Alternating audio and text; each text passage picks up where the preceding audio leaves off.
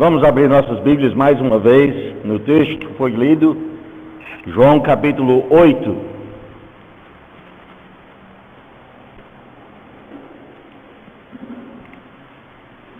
O som está funcionando?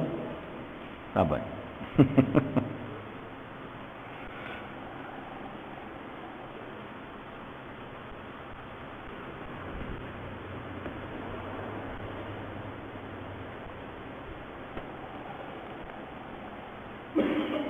Vamos esperar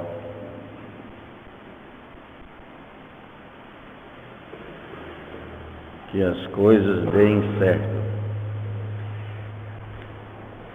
Tivemos um probleminha com a água hoje de manhã e tivemos que resolver então à tardinha, antes do culto, para que as crianças não fiquem sem água e também os banheiros não fiquem sem água. Bem, irmãos, hoje à noite nós queremos falar um pouco sobre interpretação. O texto que nós lemos lida com verdade. Conhecereis a verdade, e a verdade vos libertará. Como chegamos lá? Como chegamos à verdade? Muitas vezes, para chegarmos à verdade, nós temos que fazer uma investigação. Nós temos que procurar. Por quê? Porque há uma presunção por parte das pessoas, e há certa classe de pessoas que eu tenho até conversado com alguns a respeito disso, especialmente os médicos, porque a gente vai para o médico e chega lá e ele pergunta: o que você está sentindo? Não sei, é uma dor aqui, uma dor ali, é um problema, eu tive uma tontura e tal. E eles continuam fazendo perguntas para saber o que realmente nós estamos sentindo. Nos Estados Unidos, eu não sei daqui, mas eu sei que nos Estados Unidos, porque eu tenho perguntado aos médicos de lá, há uma presunção de que o paciente está mentindo. Ele já entra no consultório e o médico já olha para ele e diz: os primeiros 5 minutos esse vai mentir para mim. Primeira pergunta que o meu médico normalmente faz quando eu vou para ele é dizer: quais os remédios agora que você está tomando? Aí eu dou a lista. Aí ele disse: está tomando? Por quê? Porque muitas pessoas, o médico passa o remédio e essas pessoas não tomam o remédio, por qualquer razão que seja. Eles deixam de tomar o remédio do jeito que o médico manda. Então, há uma presunção por parte deles de que o paciente, quando entra, nos primeiros minutos que ele entra e faz as primeiras perguntas, o paciente vai mentir. Não vai dizer tudo. E ele vai ter que continuar vendo as coisas e fazendo perguntas para chegar à verdade. Policiais são do mesmo jeito, não é? Não. Há uma certa presunção de que, e aliás, a própria lei brasileira presume que se o réu, se a pessoa realmente cometeu aquele delito, ele vai mentir. E dentro da lei brasileira, se eu não me engano, ele tem o direito de mentir. Não só ele vai mentir, como ele tem o direito de mentir, para não contar a verdade sobre aquilo que cometeu.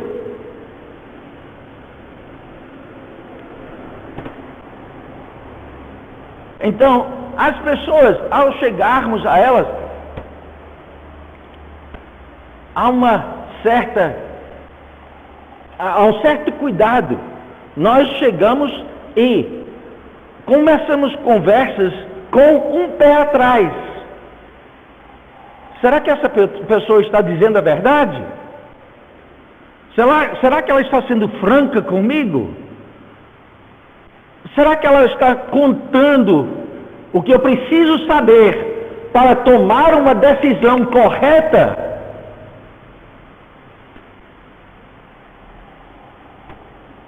E a presunção que se tem é não. Não. Inicialmente, essa pessoa vai se apresentar de uma maneira totalmente diferente daquilo que ela é. Por quê? Porque, pelo que eu vejo na Bíblia, nós não gostamos daquilo que somos. Realmente. Mentimos para colocarmos diante das pessoas a imagem de alguma pessoa que realmente não somos. Mas que elas pensem bem. Aliás, eu ouvi uma pessoa dizer isso. Eu quero que eles pensem bem de mim.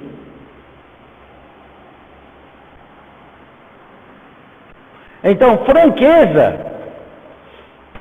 honestidade, retidão, são palavras para nós que nós não vivemos muito bem. Ser franco com a pessoa, ser reto, ser direto. E, aliás, essa é uma característica que nós fugimos realmente. Ser direto? Não. Vamos dar um arrudeio por aqui, por aqui, por aqui, por aqui, por aqui. E, finalmente, a gente chega. É por isso que entrevista demora tanto.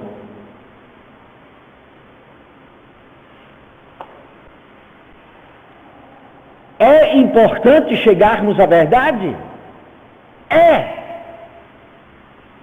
Por quê? Porque Jesus disse, quando você conhece a verdade, aí você está livre. Livre para quê? Livre para tomar a decisão certa. Livre para fazer aquilo que é certo. Sem a verdade, você não tem liberdade. Eu não tenho liberdade.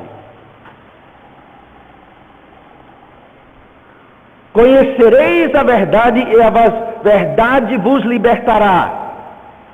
Duas coisas aqui estão destacadas: a verdade e a liberdade. A liberdade de escolha está conjugada ao conhecimento da verdade. Não posso tomar uma decisão livre sem saber a verdade, sem conhecer a verdade. É isso que Jesus está nos ensinando. É isso que Ele está dizendo aqui. Se você não tem a verdade, mas tem duas mentiras, ou três mentiras, a sua escolha não é livre. Você está escolhendo entre três coisas erradas, ou duas coisas erradas. Não está livre.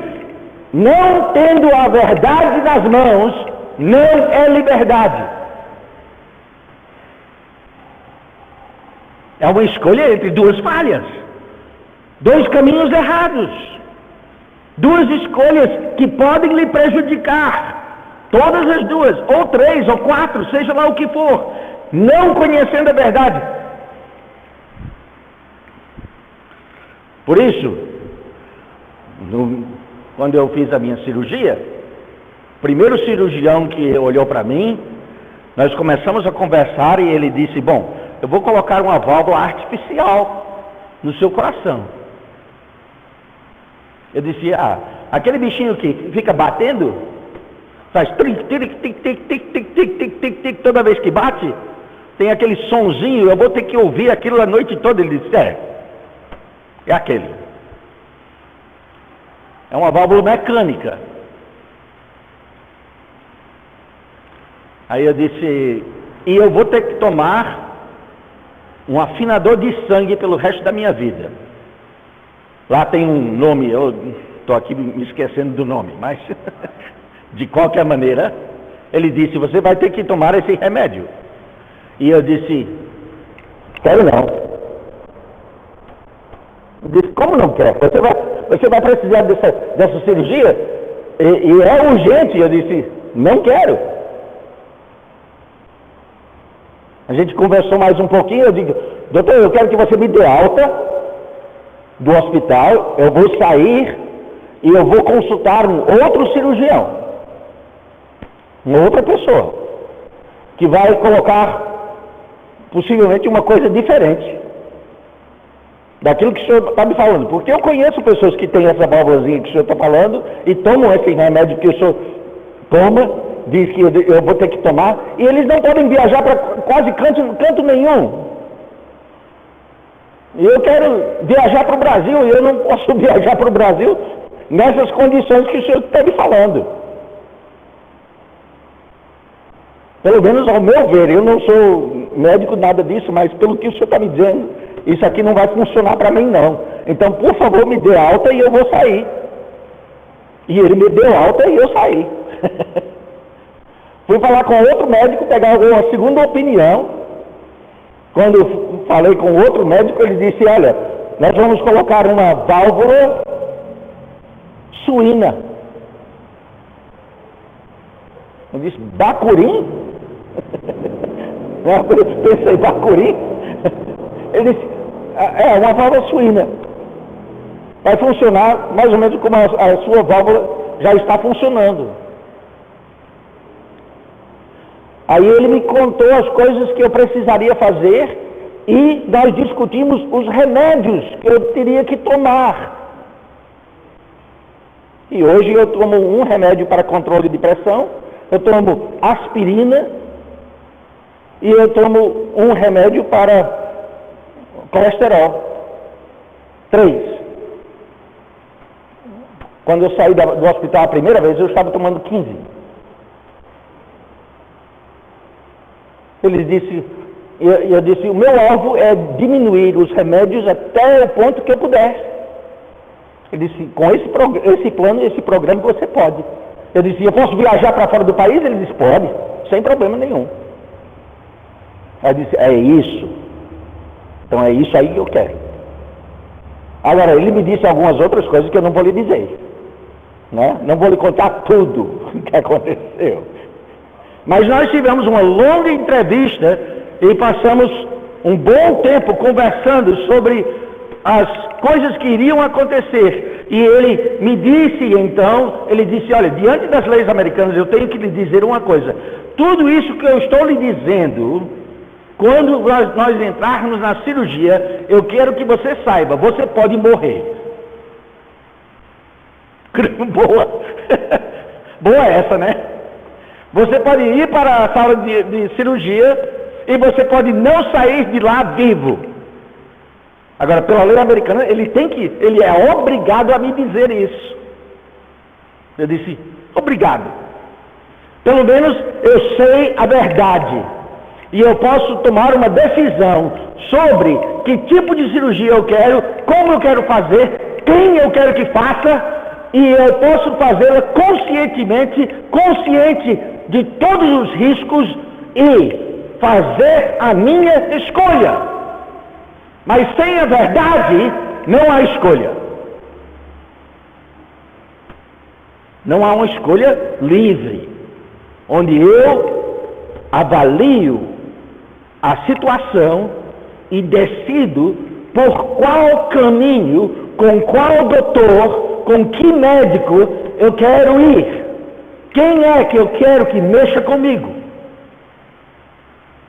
Depois eu saí da sala dele, fui para casa, passei 2 dias pensando a respeito disso e disse, agora eu vou assistir essa cirurgia, e fui no YouTube e assisti. Outra pessoa sendo cirurgiada, para saber como era o negócio.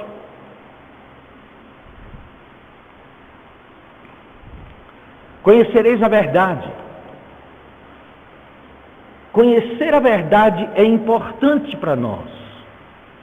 É importante porque ela dá, como Jesus disse, liberdade de escolha, liberdade de oportunidade. Agora, não sempre a verdade é agradável. Concorda comigo? Nem sempre é agradável.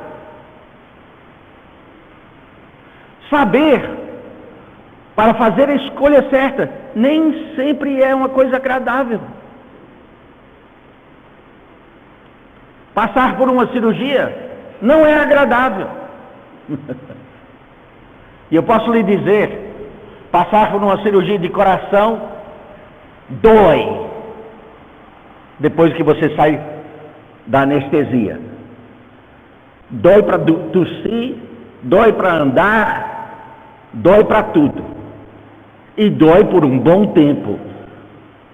E eu perguntei aos médicos depois, quanto tempo eu vou sentir essa dor? Ele disse, a gente não tem uma data certa para isso. Tempo de recuperação. Aí a enfermeira disse, na minha saída, ela disse, mais ou menos 1 ano. Tá bom.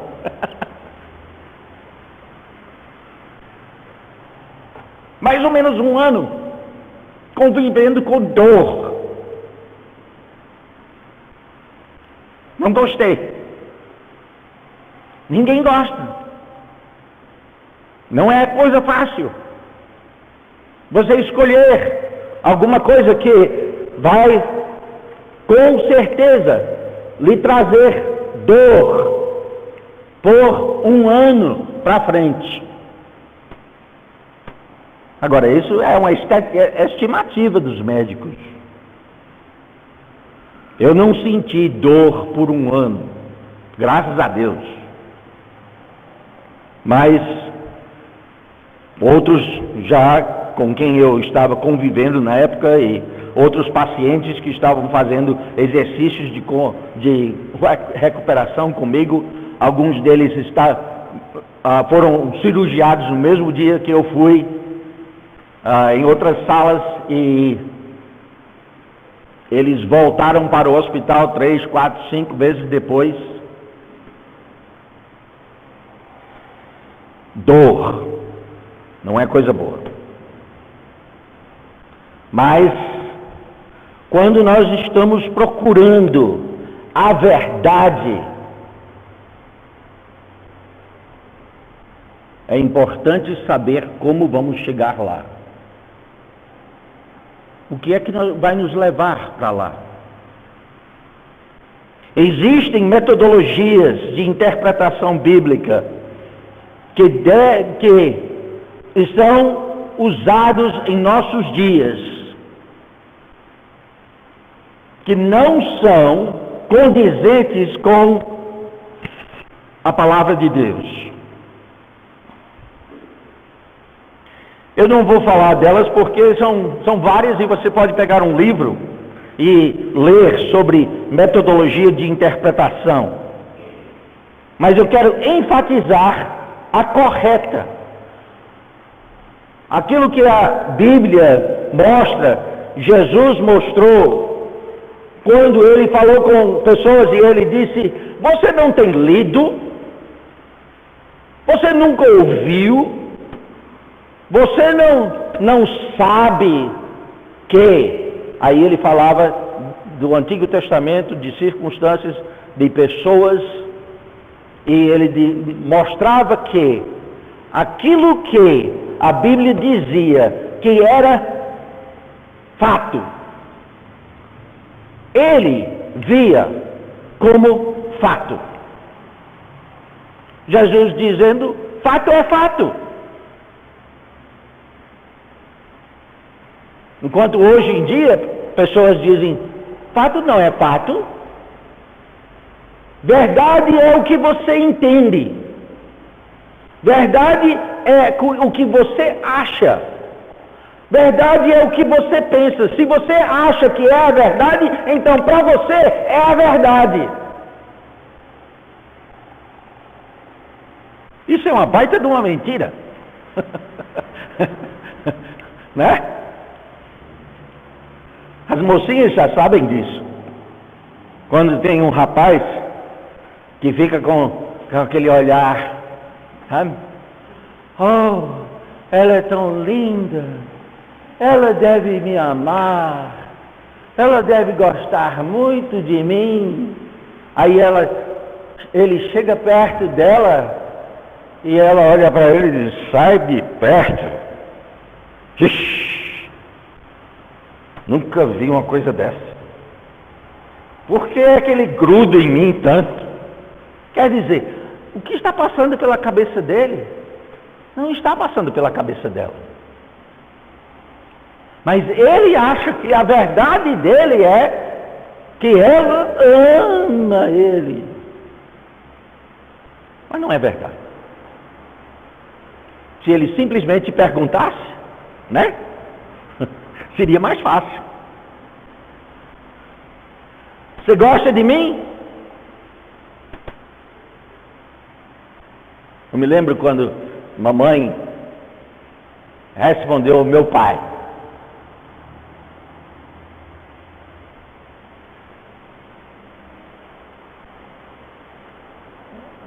Você gosta de mim? Eu disse, gosto. Gostar não é amor, né?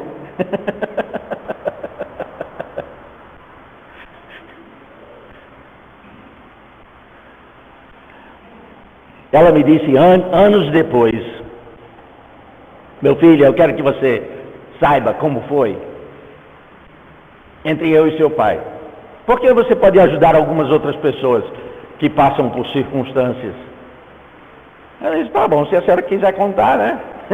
Estou aqui.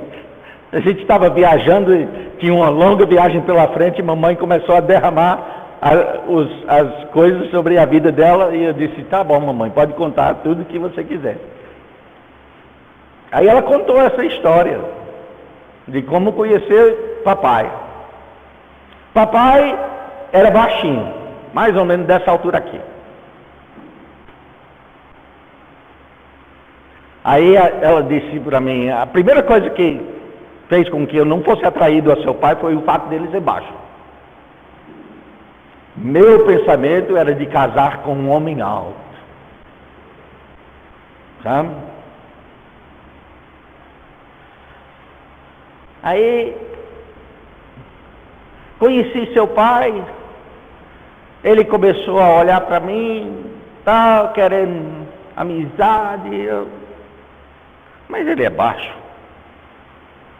Não é o que eu imaginei. E depois ela ouviu o papai pregar. E papai era monotonal na pregação. Quer dizer, ele falava, você precisa aceitar a Jesus Cristo como seu Salvador hoje à noite. E se você não aceitar Jesus como seu Salvador hoje à noite, esta pode ser a sua última oportunidade. Agora, você ouvir isso por 40 e poucos minutos, eu sei o que fazia comigo.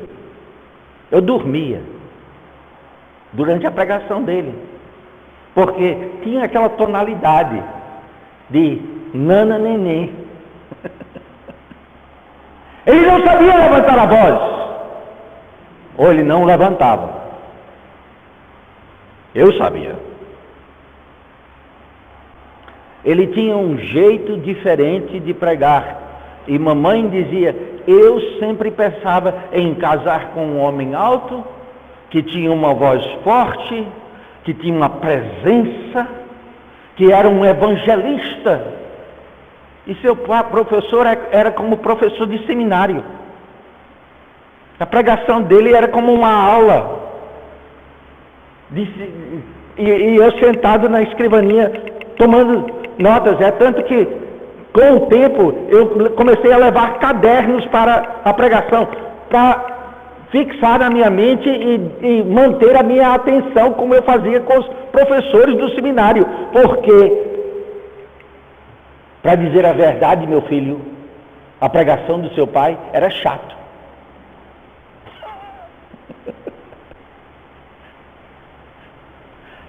Era verdade. Mamãe achava a pregação de papai chata. Quer dizer, a forma com que ele falava, ela dizia, o conteúdo das mensagens era muito bom, mas a maneira dele, o jeito dele, a falta de ênfase dele, eu achava chato.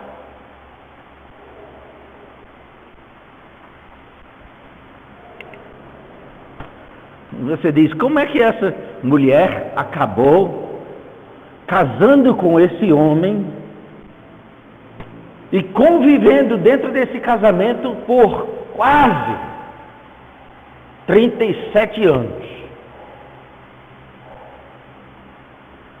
antes que ele morresse de câncer. 37 anos de casado. Mamãe disse uma coisa: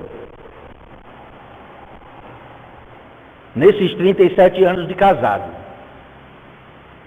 eu convivi com um homem que me falava a verdade.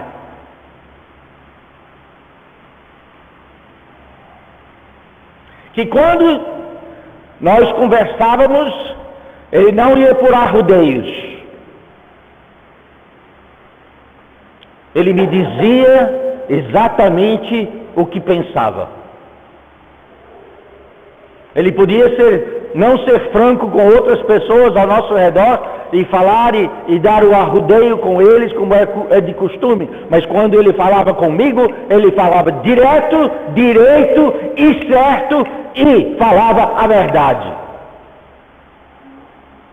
E eu gostei disso.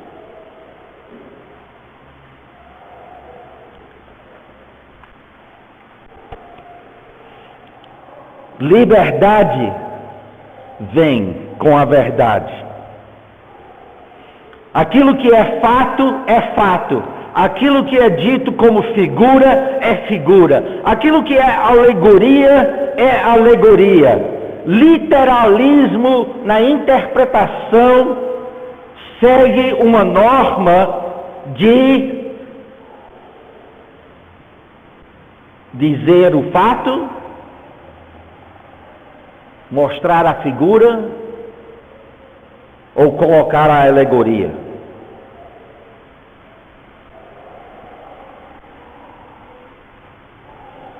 Em nossos dias, nós temos pessoas falando da palavra de Deus que falam por extração da verdade. Extração da verdade é quando você lê a Bíblia e o Espírito Santo ilumina sobre a verdade para que você possa aplicá-la à sua vida. Você extrai o que ela contém e você usa ela para tomar a decisão acertada, porque a Bíblia é franca.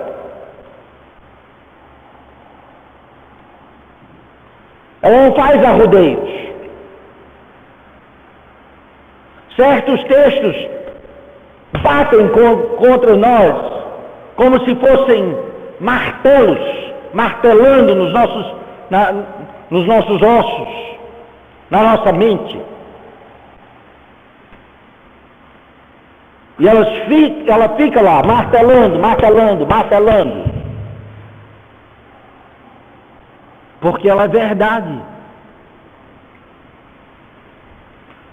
Extração é uma obra em que o Espírito Santo nos ajuda. A doutrina é iluminação. ele nos mostra o que está por trás ou por dentro daquilo que está sendo dito. Muitas vezes a Bíblia se explica, ou o próprio Jesus Cristo, quando falava usando figuras, ele explicava a figura. Nós temos várias ocasiões, parábolas, em que Jesus mesmo explicou o que a parábola queria dizer. Isso é extração da verdade. Mas nós temos aqueles também hoje que fazem extorsão. Extorsão é quando você tem uma ideia predeterminada sobre algo e você quer tirar apoio da Bíblia para a sua ideia e o seu pensamento. Isso é extorsão. A Bíblia não ensina, não diz, mas você gosta da ideia e acha que ela tem uma coisinha.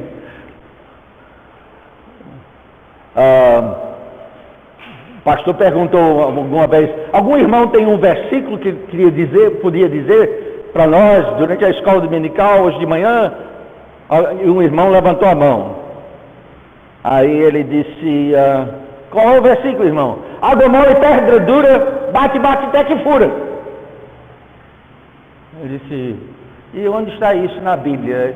Eu disse, não sei não, mas deve estar lá, e é verdade. Água mole e pedra dura, bate até que fura. Está na Bíblia não, né? Mas acha tão bonito o dizer, e a gente encontra pessoas na rua também, que acham que a Bíblia tem certas coisas, são pensamentos deles mesmos, são ideias deles, mas eles acham que deve estar na Bíblia, então insistem que está lá. E temos pregadores que fazem a mesma coisa. Tem uma ideia na sua cabeça e vão procurar apoio para a sua ideia. Então vão procurar um versículo aqui, um versículo ali, e juntando todos os versículos, aí apoio para a minha ideia. Isso é extorsão. Isso não é verdade. Extração é quando você tira alguma coisa de lá. Extorsão é quando você impõe a sua ideia, ou quando eu imponho a minha ideia ao texto. E aí, não temos a verdade. Não chegamos a ela. Temos uma outra coisa. Temos pessoas hoje que acham que estão recebendo revelações. Eu recebi uma revelação. Na nossa igreja, aliás, uma senhora passou lá na frente da minha casa, uns anos atrás, e eu estava lá na frente, sentado, e ela disse, você é pastor, né? Sou. Nós temos um profeta na nossa igreja. Que bom. Pois é. Sua igreja tem profeta? Não. Nós temos a Bíblia. Nós estudamos a Bíblia. E os profetas que estão lá. Ah, que pena. Não tem um profeta para dizer como é que vai ser essa semana? Não. Tem não. Puxa vida. É mesmo. Na nossa igreja nós temos um profeta. Aí eu perguntei, e se o profeta errar?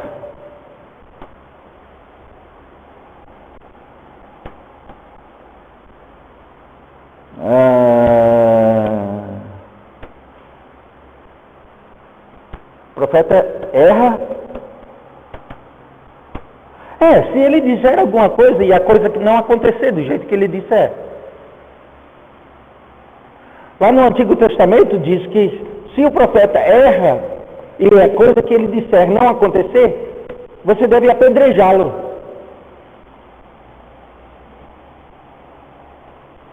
O quê? Não, é só você ler lá. Vai lá no livro de Levítico e Números e leia.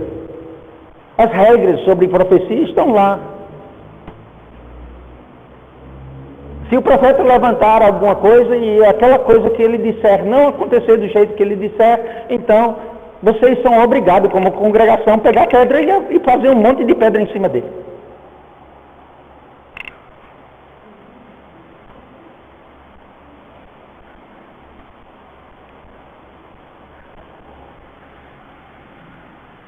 Ela foi embora. Nunca mais vi a mulher. Nunca mais ela quis passar por lá.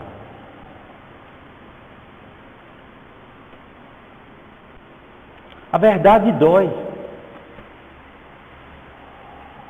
E às vezes encarar a verdade dói mais.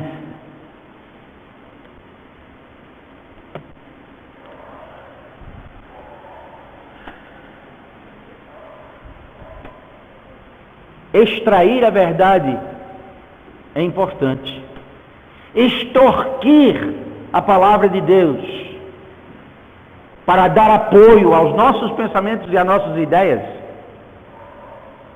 nunca vai nos levar à verdade. Alegorizar ou espiritualizar, e aliás é o que eu vejo e leio em obras de Allan Kardec. Allan Kardec espiritualiza tudo. Ele pega a Bíblia e faz tudo como se fosse coisa espiritual. Né? Isso aqui é espiritual, isso é alegórico, não sei o que e tal.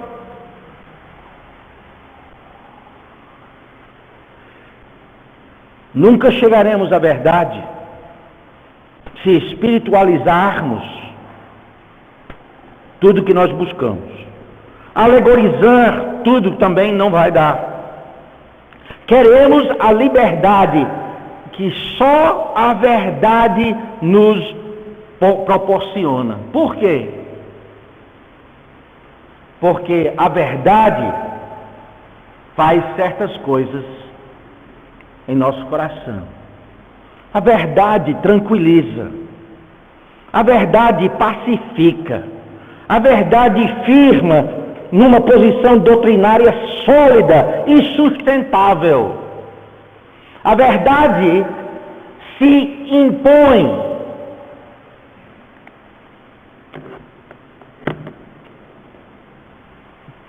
Não é? A verdade se impõe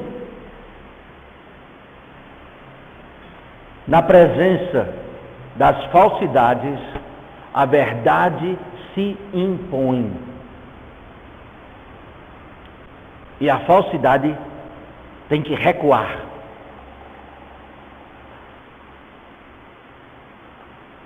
A Bíblia diz que algo é estabelecido como verdade diante de quantas testemunhas?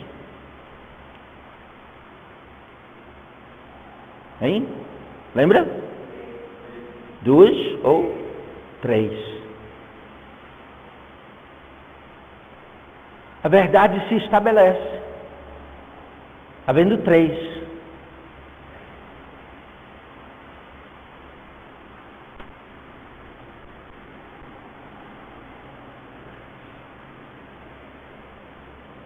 Isso deve ter sido lá naquela época. Hoje em dia, as pessoas, os policiais querem entrevistar todo mundo que viu a coisa, né? Todo mundo que presenciou. Todo mundo que estava por perto. O que é que você viu? O que é que você ouviu? O que é que você percebeu? Como é a coisa? Porque hoje nós temos certa dificuldade em estabelecermos, e eu acho que isso já vem de muito tempo, de estabelecermos a verdade.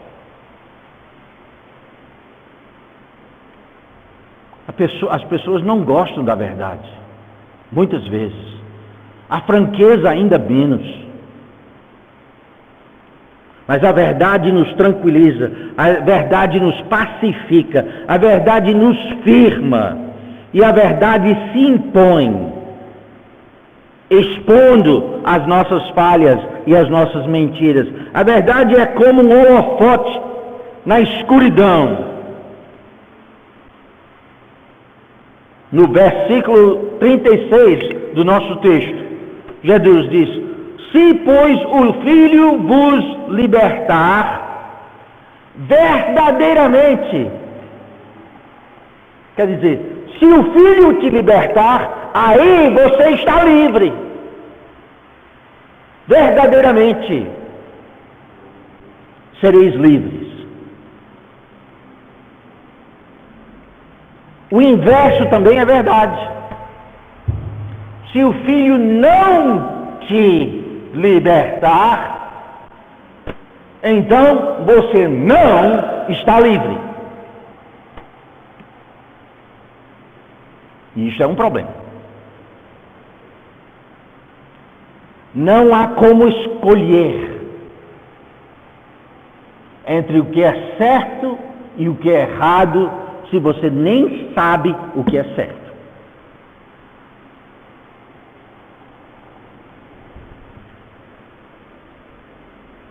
Só o Filho pode libertar realmente. Liberdade de escolha não é liberdade quando as opções são inerentemente erradas. Quando todas as escolhas são más, não há liberdade. Por isso Jesus disse: se o Filho vos libertar, verdadeiramente sereis livres. Nos próximos versículos, Jesus mostra que a ação que a verdade tem numa vida. Versículo 37, bem sei que sois descendência de Abraão, contudo procurais matar-me, porque a minha palavra não entra em vós. Então, a ação da verdade ocorre quando a palavra de Cristo, a palavra de Deus, entra em nós. Quando nós deixamos ela entrar, quando abrimos essa porta, deixamos esse conhecimento vir a nós e confrontar a nossa vida. Quando nós deixamos de negar a entrada da palavra,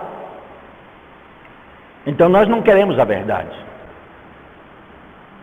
E eu encontrei pessoas no hospital desse jeito também. Quando a gente conversava e eu dizia que eu tinha falado com 2 médicos e tomado a decisão, você diz o quê? Você queria saber tudo isso? E eles ficavam admirados. Eu não queria saber não. Eu disse, e quando eu for quando eu fui para casa, passei uns 2 dias, depois eu fui assistir a cirurgia. O quê?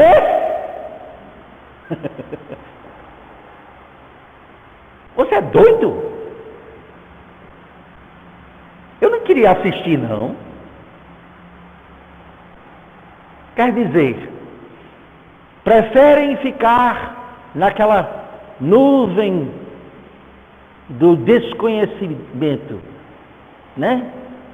Estou aqui, estou sentindo isso, estou sentindo aquilo, mas eu não quero que o médico me diga que eu tenho câncer, eu não quero que o médico me diga que eu vou ter que passar por isso, eu não quero isso, eu não quero. Não querem saber a verdade, não querem que deixe a verdade entrar, porque não querem tomar a decisão, querem que algum outro tome a decisão por ele.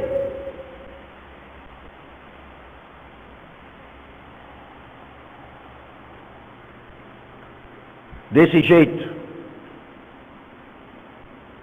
nunca vai conhecer a verdade.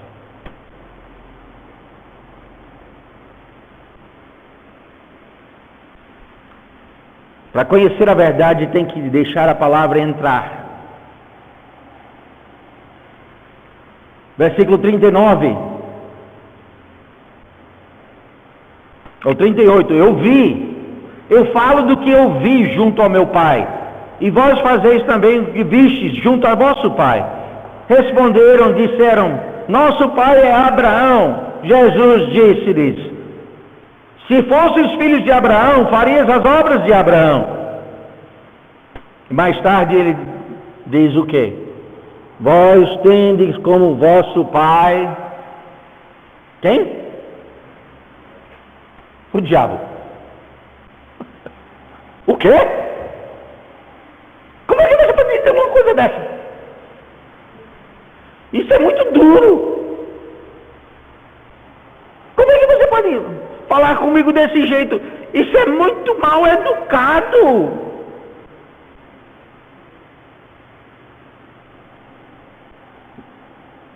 Não, eu estou falando a verdade.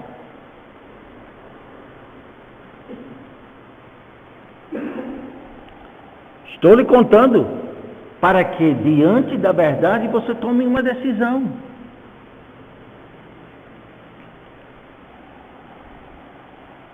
Versículo 40. Mas agora procurais matar-me a mim, homem que vos tem dito a verdade, que de Deus tem ouvido. Abraão não fez isso. Quer dizer, não fez aquilo que vocês estão fazendo, que é fechar a porta para a verdade.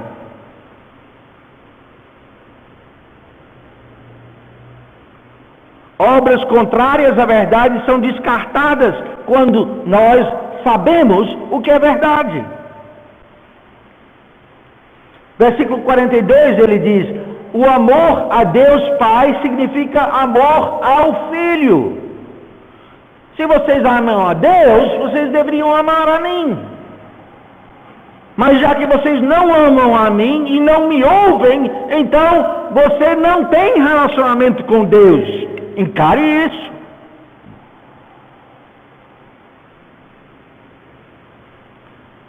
Versículo 43. Porque não entendeis a minha linguagem, porque por não poderdes ouvir a minha palavra. Compreensão da palavra está vinculada a um relacionamento entre ouvir e obedecer.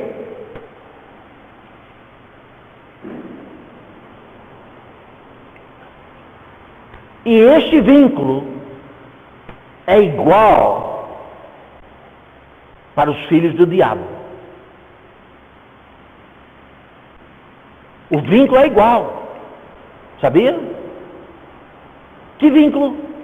Eu acabo de lhe dizer. O vínculo entre conhecer e obedecer.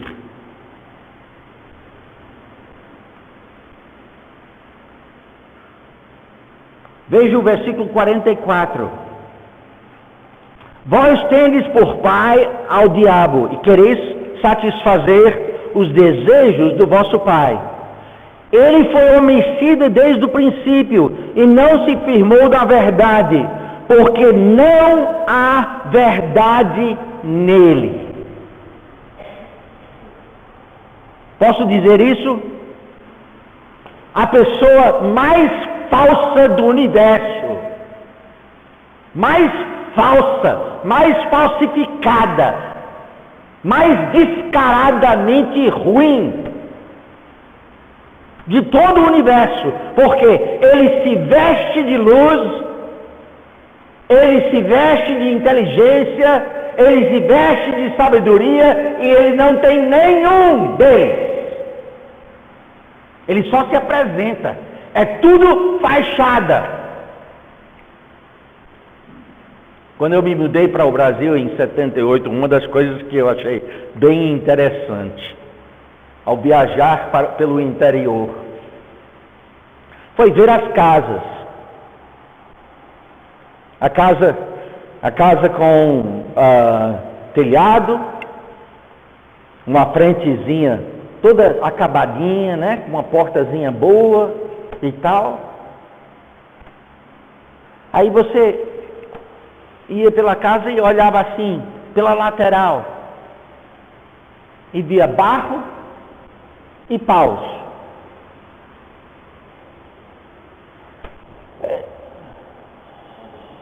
Ana ficou assim, por que é que o acabamento é só na frente?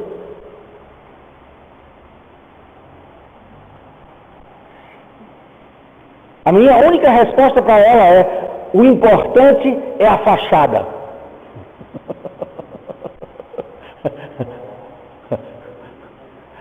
As laterais não importam porque eles acham que ninguém vê.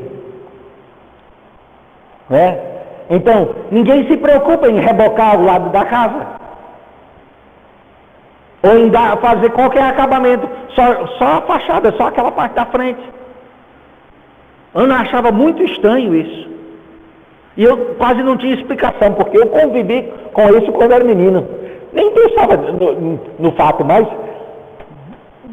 é interessante, né? Que você vai conversar com as pessoas, vai falar com as pessoas, e o mais importante na vida deles é a fachada, como eles se apresentam, o que você vê. Agora, se você começar a investigar e você procurar saber alguma coisa a respeito da vida daquela pessoa e tal, e você começa a descobrir todas as coisas que acontecem nas suas vidas, aí você fica bem triste.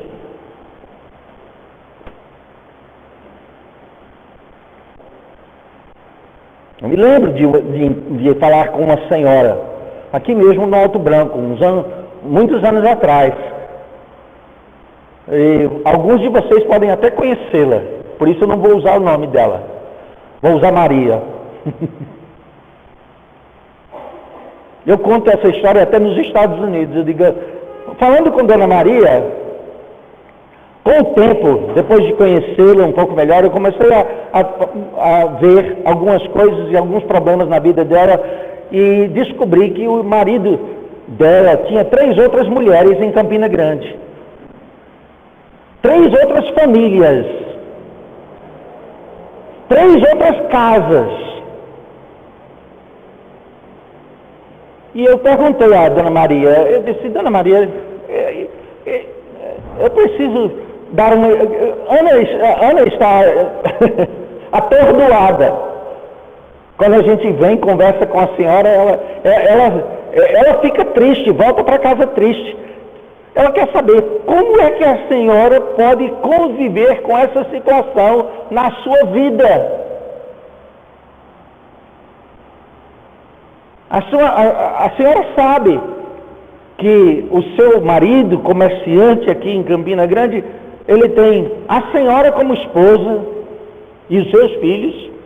Ele tem outra mulher em bairro tal. Ele tem outra mulher em bairro tal, e ele tem outra mulher e outras casas dentro da cidade, todas essas outras pessoas, e a senhora convive e está aqui dentro de casa com ele. Pode me explicar?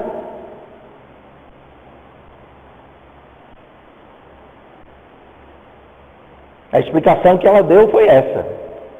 Eu não vou usar as palavras que ela usou, porque ela foi bem direta. Mas ela disse assim, eu não me importo quantas estão por aí. E ela usou uma palavra bem baixa para descrever as outras. Eu não me importo quantas estão por aí, contanto que os meus filhos sejam os herdeiros em cartório. Tá aí. A verdade era essa. Ela convivia e aguentava a situação porque ela queria que os seus filhos herdassem os negócios do pai. O resto de sua vida era fachada.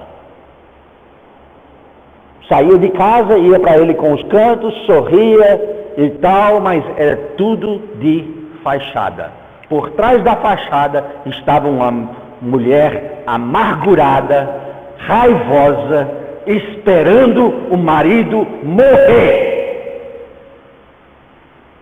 para poder tomar conta dos seus negócios.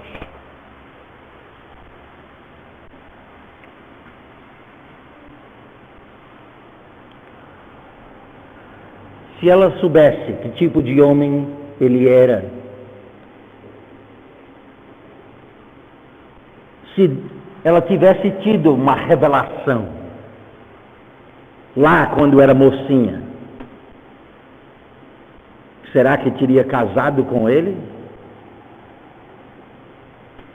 Será que teria entrado na igreja com ele? Eu não sei, mas eu acho que não.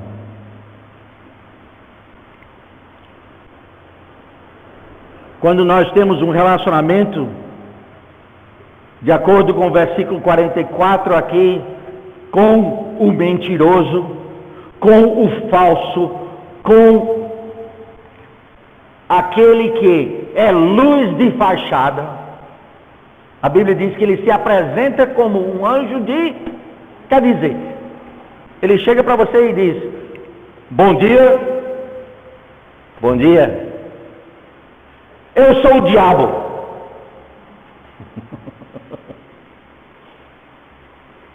Meu destino é o lago de fogo. Todos que me seguem vão para o inferno. Quer ser meu amigo?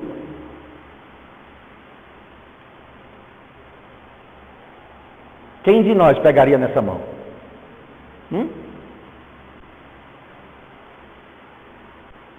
Não, não é assim que ele se apresenta.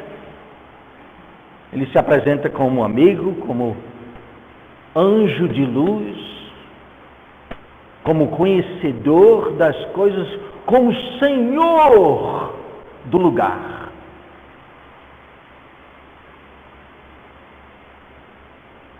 Por aqui sou eu que mando. E quando ele tentou a Jesus, ele disse: tudo isso aqui eu lhe dou, se prostrado me adorares.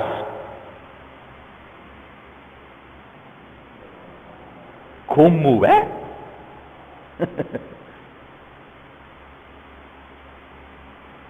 Ele ofereceu todos os reinos da terra para Jesus, se Jesus se prostrasse. E nós conhecemos a resposta, não conhecemos?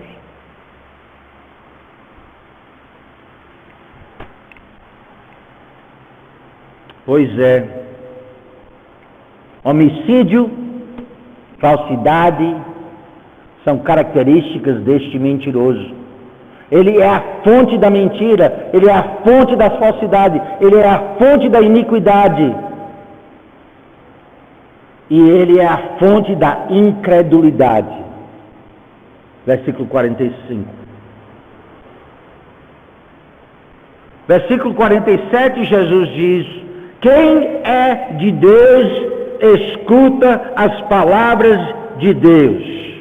Mas quem não escuta, não ouve, não tem desejo de obedecer à voz do Senhor Deus, pela sua palavra, não tem Deus no seu coração, não tem nenhuma relação filial com Ele.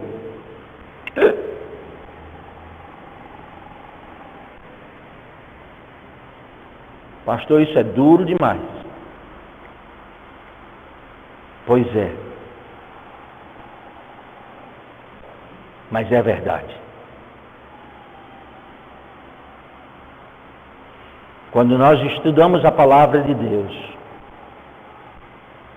nós estamos em busca da verdade que ela quer nos ensinar. Vai doer? Vai. Pode até doer muito. Mas ela vai nos dar a opção de escolhermos entre o certo e o errado. É só com o conhecimento da verdade que nós temos a liberdade de fazer essa escolha. E a pergunta que fica para cada um de nós, para mim também, cada vez que eu leio ou ouço outro pregador da palavra pelo rádio ou na televisão, cada vez a pergunta que fica: se eu conheci a verdade,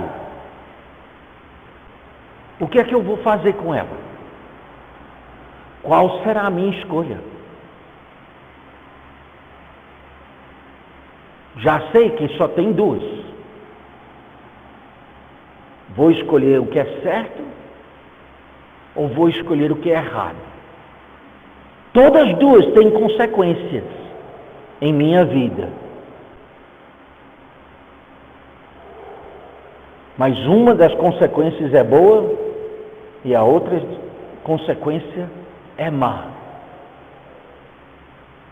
Qual é a escolha que eu vou fazer? Fica para cada um de nós respondermos. Senhor, nosso Deus e nosso Pai, te agradecemos pela palavra esta noite. Pedimos que o Senhor possa usá-la em nossos corações. Pedimos que o Senhor possa nos levar à verdade. Que possamos amar a verdade, procurar a verdade, para podermos viver e obedecermos a verdade que o Senhor tem colocado através da sua palavra. Nós não estamos procurando mais revelação, porque sabemos que se o Senhor estivesse revelando novas coisas, nós teríamos que aumentar as páginas de nossas Bíblias para colocarmos essas nossas novas revelações dentro dela. Mas nós estamos procurando a verdade dentro da tua palavra, para que possamos obedecê-la, possamos fazê-la, possamos segui-la, mesmo que doa, às vezes, para encarar a verdade. Pedimos que teu Espírito possa usar da tua palavra para falar a cada coração hoje à noite. Em nome de Jesus. Amém. Entregar a palavra.